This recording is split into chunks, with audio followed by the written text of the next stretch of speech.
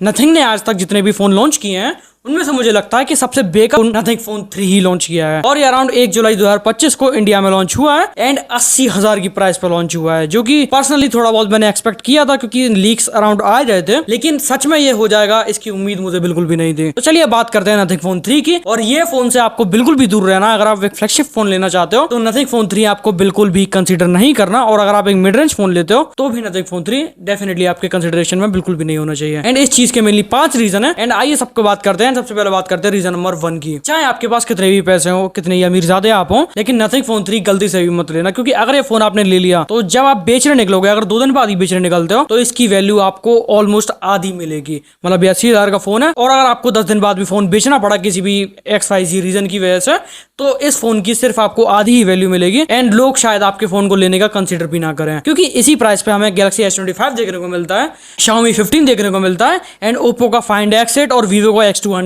Pro भी देखने को मिल जाता है, जो कि नथिंग फोन 3 से तो कहीं बहुत ज्यादा बेटर फोन है। एंड अगर आप नथिंग फोन 3 लेने का सोच रहे हो तो डेफिनेटली नथिंग फोन 3 को डिच करके इन सारे फोन्स में से कोई भी फोन ले सकते हो। अब सेकंड चीज है डिजाइन। फोन की अगर डिजाइन की बात करी जाए तो शायद आपने अभी तक देख लिया होगा, ये डिजाइन कुछ बहुत ज्यादा अजीब लगता है। एक तो फोन के अंदर सिमेट्री डेफिनेटली मिस करती है, जो कि बाकी फोन्स के अंदर हमें देखने को मिल जाती है। तो पता नहीं डिजाइन हो सकता है कि सिमेट्री वाले रूल्स को ब्रेक करके नथिंग ने सोचा हो कि इस बार कुछ अलग करते हैं, क्योंकि जो कंपनी कुछ भी नहीं करती वो नथिंग करती है। एंड इसीलिए आप बैक पे देख सकते हो कि इस बार ग्लिफ इंटरफेस कंप्लीटली निकाल दिया गया है एंड उसके रिप्लेसमेंट में एक 490 LED वाली डिस्प्ले दी गई है, जो कि काइंड ऑफ 8-बिट गेम्स जो पहले आते थे उन जैसी डिस्प्ले कहीं ना कहीं शो करती है एंड थोड़ा बहुत गेम वेम आपको देखने को मिल जाते हैं। बेसिकली अगर मैं ग्लिफ मैट्रिक्स की बात करूं तो ये इतना यूजलेस है कि ग्लिफ इंटरफेस भी मेरे को कहीं ना कहीं इससे ज्यादा यूजफुल लगने लगा है। एंड अब अगर बात करूं फोन के मेन डिजाइन की, तो डिजाइन तो सच में बहुत ज्यादा अजीब फील होता है एंड लगता है कि कुछ चीज डेफिनेटली मिसिंग है इस डिजाइन के अंदर एंड थोड़ा बहुत प्रोटोटाइप सा डेफिनेटली फील होता है कि कुछ फोन बनाया आड़ा टेढ़ा जैसा बन गया, वो रिलीज कर दिया। तीसरा पॉइंट जिसकी वजह से नथिंग फोन 3 बिल्कुल भी आपको नहीं लेना है वो है इस फोन की परफॉर्मेंस। अगर मैं 80,000 की प्राइस पे दूसरे फोन की बात करूं तो जहां पे हमें Galaxy S25 देखने को मिलता है, उसके अंदर हमें Snapdragon 8 Elite देखने को मिलता है। Vivo X200 सीरीज के अंदर हमें Snapdragon 8 Elite देखने को मिलता है।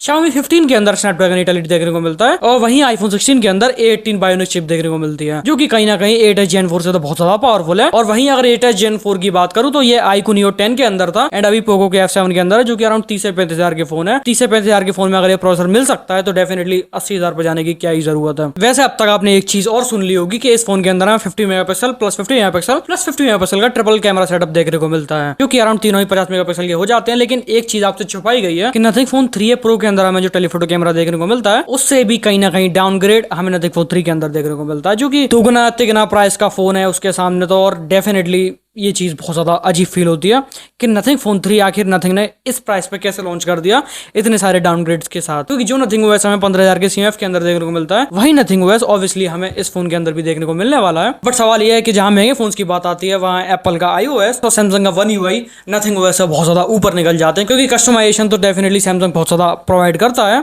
वहीं बात करी जाए एप्पल की तो वहां पे हमें अपडेट्स बहुत ज्यादा देखने को मिलते हैं, जो कि नथिंग फोन 3 के अंदर हमें अभी भी कीप अप करते हुए नहीं दिख रहे हैं। एक और चीज नथिंग फोन 3 के बारे में आपने नोटिस किया हो, अभी अराउंड जब मैं वीडियो शूट कर रहा हूं तो अराउंड 6 तारीख हो चुकी है एंड अराउंड 5 दिन फोन को लॉन्च हुए ऑलरेडी हो चुके हैं एंड अभी तक सिर्फ 1 से 2 रिव्यू मुझे ओरिजिनली नथिंग फोन 3 के देखने को मिले हैं, जो कि एक मिस्टर उस्ता बॉस का था एंड दूसरा MKBHD का था। एंड उसके अलावा इंडियन यूट्यूबर्स का तो मेरे को कोई भी रिव्यू नहीं देखने को मिला जिससे हमें एक्चुअली पता चल पाए कि नथिंग फोन 3 का कैमरा आखिर कैसा देखने को मिलता है। क्योंकि जहां नथिंग के पास्ट रिकॉर्ड की बात करी जाए तो नथिंग फोन 3A की बात करी जाए, 3A प्रो की बात करी जाए या फिर CMF की बात करी जाए, हमेशा हमें लॉन्च डे के ऊपर बेकार ही कैमरा देखने को मिलता है। लेकिन नथिंग फोन 3 के कुछ भी रिव्यू हमें अभी तक देखने को नहीं मिले एंड हो सकता है कि अभी भी सेम कहानी हो, लेकिन नथिंग ने जुगाड़ लगाया हो कि अभी हम शुरू में नहीं दिखाएंगे, जितनी भी मेनली दिक्कत है फोन के अंदर होंगी वो सब फिक्स कर देंगे। और अगर इनका ऐसा ही मूड है तो इन्होंने एक्चुअल में नथिंग फोन 3 लॉन्च क्यों ही करा, थोड़ा और डिले कर देते 10-15 दिन एंड अच्छे से फोन लॉन्च करते, क्योंकि अभी ये phone kind of beta testing में ही काउंट किया जाएगा अगर इसके कैमरा को ऐसे किया जा रहा है। अब आप मेरे को बताओ कि नथिंग फोन 3 के बारे में आपके क्या ओपिनियन है और नथिंग फोन 3 किसी को लेना चाहिए या फिर नहीं लेना चाहिए। मैं इस फोन को पर्सनली किसी को भी रिकमेंड नहीं करूंगा, चाहे वो कितना ही अमीर ज्यादा हो, कितना ही गरीब ज्यादा हो, EMI पे फोन ले, कैसे भी ले, नथिंग फोन 3 से बच के रहे।